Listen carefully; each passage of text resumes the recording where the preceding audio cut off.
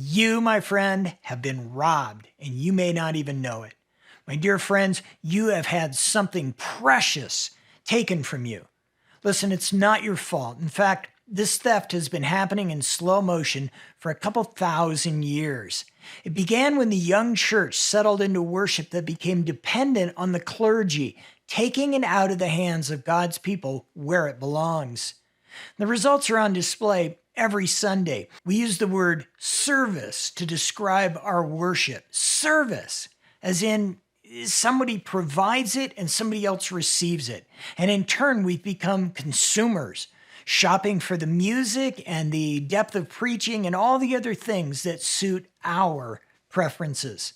Worse yet, we've become audience members watching others worship for us up on a platform, or worse, on a screen. So what's this thing that's been taken from you? Your identity as a priest in the house of God.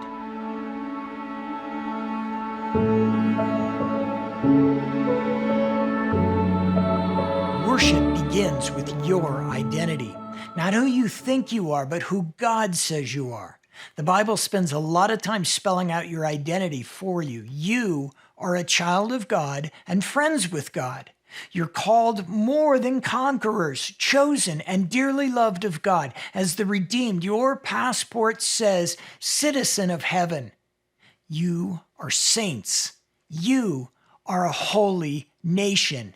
You and I together with all our Christian brothers and sisters are a kingdom of priests.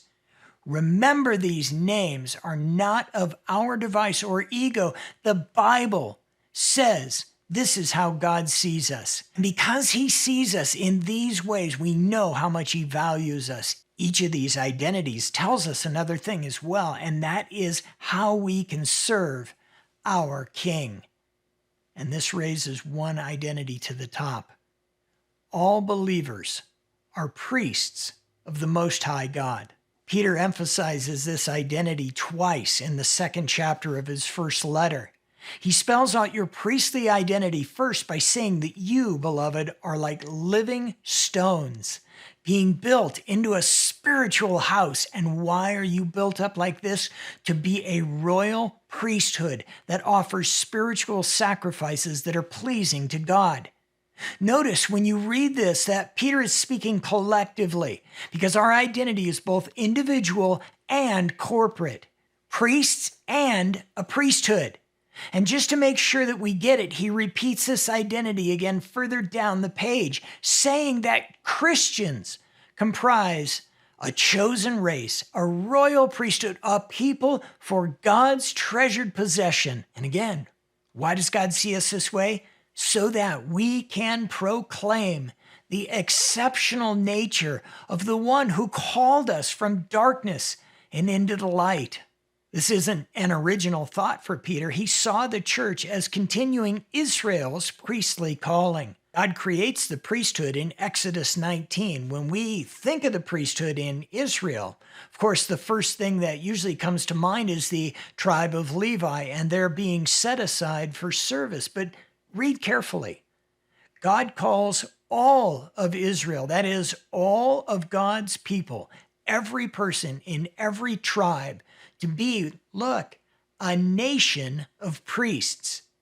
The purpose of this nation of priests is to show the world, all the people around Israel, how God is to be worshiped. So how do we get from there to our impression that only one tribe is to be responsible for worship? Well, you can read it, and you can read it in a certain light, and we read it backwards. That is, from our experience back into Israel's experience.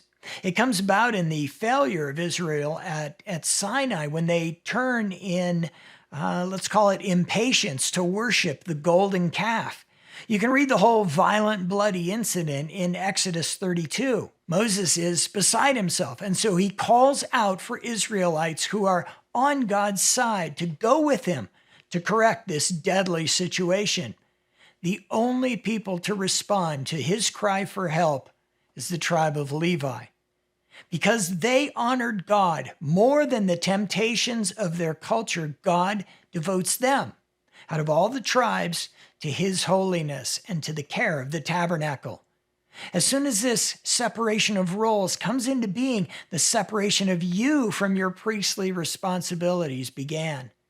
Through the years between Sinai and our day today, the distance between the platform and the pews has only expanded. We have given over the priest's responsibility to specialists, like the pastor or the worship leader, while we fall into an audience passivity, never getting to use our spiritual gifts, rarely finding an opportunity to be the priest that God envisioned for you and me to be. When we recall the God-given purpose of the nation of priests, the damage inflicted by the distance between the platform and the pew now becomes clear. For example, you may have a music leader in your church, and he or she chooses the songs and then leads the choir or the praise band in singing these songs. As a part of the audience, you might choose to sing along passively, or you might choose to sit one out, convincing yourself that, I can't sing, or you don't like the style of the song, or something else. Now, if we take a second look at our identity as priests, we see things much differently. The choir or the band shouldn't be performing for us.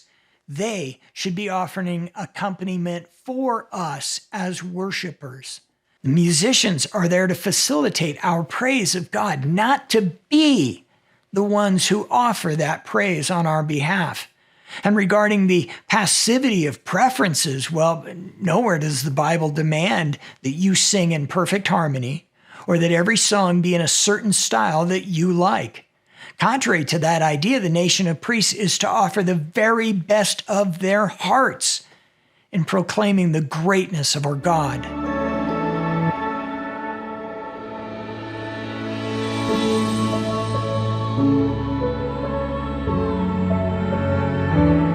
So about now you're saying, all right, I'm a priest. So what does that mean to me? Take a breath, because what it means is that God granted you one of the greatest gifts you could ever receive. He's named you, Christian, a part of the priesthood in the service of the Lord. This may sound daunting at first, and admittedly it is.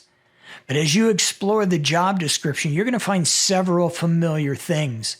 Deuteronomy lays out the key role for the Israelite priesthood, and in short, the priesthood has the responsibility of caring for the tabernacle and the furnishings and for guiding the worship of God.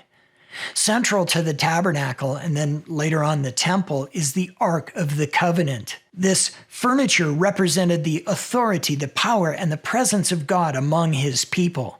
Even though we see the tribe of Levi being given special responsibility for these tasks, God still expects all of Israel to be active participants in his worship. In the church age, Peter refers to Christians in this same language, calling us a royal priesthood. To be clear on what we're being called into, we need to bring the Old Testament priesthood requirements in to the context of our modern faith. Before we do that, remind yourself of one important difference between Israel and the church. God's presence is no longer mediated through a simple physical location like the temple or the tabernacle. Remember this, you are now the temple of the living God. And here's what this means. Rather than shouldering the tabernacle, putting the tent together, taking it to another place to move God's presence, now, wherever you and I go, God's presence goes with us.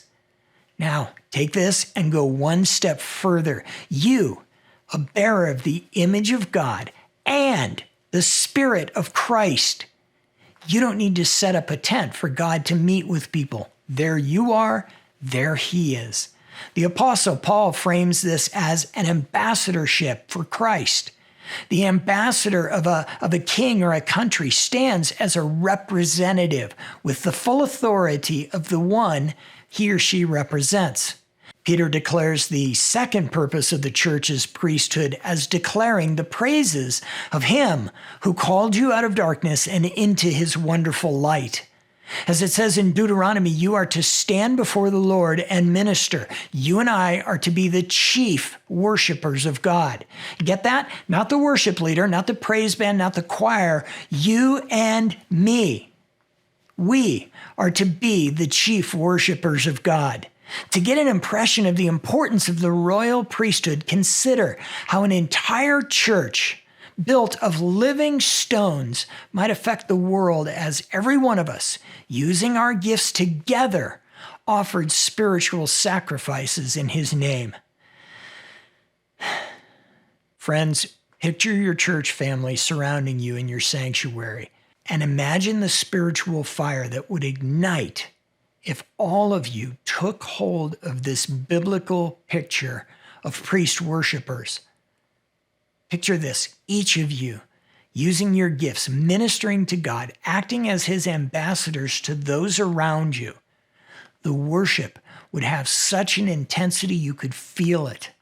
The spiritual power present in the house of living stones would be so overwhelming that the community around your church would take note and would be blessed by it. Perhaps most importantly, the gap between the platform and the pew would shrink and shrink and shrink as each of you played a role in the worship gathering. You would never be satisfied again to be just an audience while others enjoyed the privilege of ministering to God. This is your calling, Christian. Take it back, and may the God of all blessing be worshiped by his people. God's richest blessing, my friends.